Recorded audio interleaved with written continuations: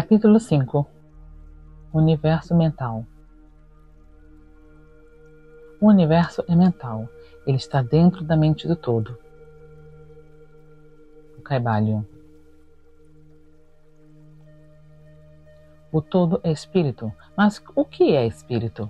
Esta pergunta não pode ser respondida, porque a sua definição seria praticamente a do todo, que não pode ser explicado nem definido. Espírito é um simples nome que os homens dão às suas mais elevadas concepções da infinitamente vivente. Esta palavra significa a essência real, significa a mente vivente, tão superior à vida e à mente, tais como as conhecemos, quanto estas últimas são superiores à energia mecânica e à matéria. O espírito é superior ao nosso entendimento, e só empregamos esse termo para podermos falar do todo. No juízo dos pensadores e inteligentes, estamos justificados falando do espírito como infinitamente vivente e reconhecendo que não podemos compreendê-la, quer raciocinando sobre ela, quer estudando a matéria na sua totalidade. Façamos agora uma consideração sobre a natureza do universo, quer no seu todo, quer nas suas partes. O que é o universo? Dissemos que não há fora do todo. Então o universo é o todo? Não, não é, porque o universo parece ser formado de muitos e está constantemente mudando. Ou, por outras palavras, ele não pode ser comparado com as ideias que estabelecemos a respeito do todo. Então, se o universo não é o todo, ele é o nada. Tal é a conclusão inevitável da mente à primeira ideia. Mas esta não satisfaz a questão, porque sentimos a existência do universo. Ora, se o universo não é o todo, nem o nada, então o que será? Examinemos a questão. Se verdadeiramente o universo existe ou parece existir, ele procederá diretamente do todo. Poderá ser uma criação do todo. Mas como poderá alguma coisa sair do nada? De que o todo a teria criado? Vários filósofos responderam a esta pergunta, dizendo que o todo criou o universo de si mesmo, isto é, da existência e a substância do todo. Mas isso não pode ser, porque o todo não pode ser dividido ou diminuído, como já vimos. E se isso fosse verdade, cada partícula do universo não poderia deixar de conhecer o seu ente, o todo. O todo não perderia o conhecimento próprio, nem se tornaria atualmente um átomo, uma força cega ou uma coisa de vida humilde. Com efeito, alguns homens, julgando que o todo é exatamente tudo e reconhecendo também que eles, os homens, existem, aventuram-se a concluir que eles eram idênticos ao todo e atroaram os ares com os seus clamores de "Eu sou Deus", para divertimento da multidão e sorriso dos sábios. O clamor do corpúsculo que disse "Eu sou homem" seria mais modesto em comparação. Mas que é, pois, o universo, se não por o todo separando a si mesmo em fragmentos? Que outra coisa poderá ser? De que coisa poderá ser feito? Esta é a grande questão. Examinemo-la bem. Reconhecemos que o princípio da correspondência, vide a primeira lição, vem em nosso auxílio aqui. O velho axioma hermético, o que está em cima é como o que está embaixo, pode ser empregado com êxito neste ponto.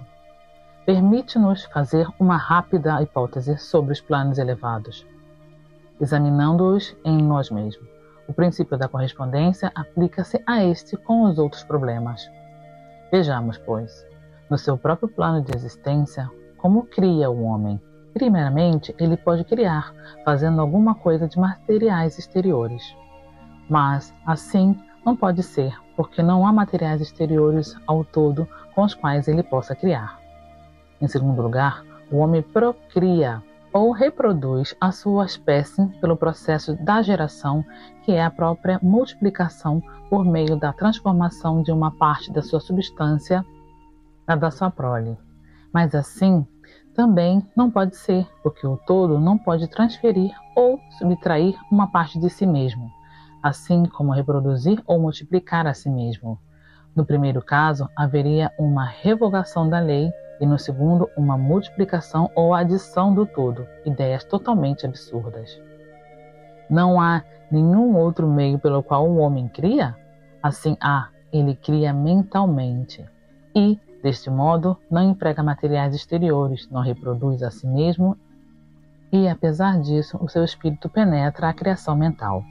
Conforme o princípio da correspondência, temos razão de considerar que o todo cria mentalmente o universo, de um modo semelhante ao processo pelo qual o homem cria as imagens mentais. Este é o testemunho da razão, que concorda perfeitamente com o testemunho do iluminado, como ele o manifesta pelos seus ensinos escritos. Assim são os ensinos do sábio. Tal era a doutrina de Hermes. O todo não pode criar de outro modo senão mentalmente, sem empregar qualquer material. Nada há para ser empregado, e nem reproduzir a si mesmo, o que é também impossível. Não se pode escapar dessa conclusão da razão, que, como dizemos, concorda com os mais elevados preceitos do iluminado. Justamente como vós podeis criar um universo de vós mesmos na vossa mentalidade, assim como o todo cria um universo na sua própria mente. Mas o vosso universo é criação mental de uma mente finita, enquanto que o do todo é uma criação de uma mente infinita. Ambos são análogos em natureza, mas infinitamente diferentes em grau. Vamos examinar cuidadosamente como fazemos nos processos de criação e manifestação. Mas antes de tudo, é preciso fixardes as vossas mentes nessa frase: o universo e tudo o que ele contém é uma criação mental do todo, com efeito, e o todo é mente. O todo cria na sua mente infinita inumeráveis universos que existem por éons de tempo, e contudo, para o todo, a criação, o desenvolvimento, o declínio e a morte de 1 milhão de universos é como o tempo de um pestanejar de um olho, o Caibalion. A mente infinita do todo é a matriz dos universos, o Caibalion. O princípio de gênero, vide lição primeira e seguintes, é manifestado em todos os planos de vida, quer materiais, mentais ou espirituais. Mas, como já dizemos, gênero não significa sexo. O sexo é simplesmente uma manifestação material do gênero. Gênero significa relativo à geração ou criação. Em qualquer lugar, em qualquer plano em que uma coisa é criada ou gerada, o princípio do gênero se manifesta. E isto é a verdade mesmo na criação dos universos. Mas não se deve concluir disto que ensinamos a ver um Deus ou Criador, macho ou fêmea. Essa criação é um desvio dos antigos preceitos sobre esse assunto. O verdadeiro ensinamento é o que o todo em si mesmo está fora do gênero, assim como de qualquer outra lei, mesmo a do tempo e a do espaço. Ele é a lei de que todas as leis procedem e não está sujeito a elas. Contudo, quanto o todo se manifesta no plano de geração ou criação, os seus atos concordam com a lei e o princípio, porque se realizam num plano inferior de existência. E, por conseguinte, ele manifesta no plano mental o princípio de gênero, nos seus aspectos masculinos e femininos. Esta ideia poderá causar admiração a alguns de vós, que aprendem-na pela primeira vez, mas todos vos aceita passivamente nas vossas concepções diárias. Falais na paternidade de Deus e na maternidade da natureza de Deus, o Pai divino e da natureza, a Mãe universal. Logo reconheceis instintivamente o princípio do gênero do universo. Não é verdade? Mas a doutrina hermética não exprime uma dualidade real. O todo é um. Os dois aspectos são simplesmente aspectos de manifestação. O ensinamento é que o princípio masculino manifestado pelo todo só impede a destruição da concepção atual do universo. Ele projeta o seu desejo no princípio feminino, que se chama natureza, ao mesmo tempo que este último começa a obra atual da evolução do universo, desde os simples centros de atividade até o homem, e subindo cada vez mais de acordo com as bem estabelecidas leis da natureza. Se dás preferência aos velhos modos de expressão, podeis considerar o princípio masculino como Deus, o Pai, e o princípio feminino como a natureza, a Mãe universal, em cuja matriz todas as coisas foram geradas. Isso não é simplesmente uma ficção poética de linguagem, é uma ideia do processo atual de criação do universo. Mas é preciso não esquecer que o todo é um e que o universo é gerado, criado e existe da mente infinita. Isso vos permitirá fazer uma ideia de vós mesmo, se quiserdes aplicar a lei da correspondência à vossa própria mente e a vós mesmos. Sabeis que a própria voz, que chamais eu, em certo sentido sustenta a prova da criação de imagens mentais na vossa própria mente.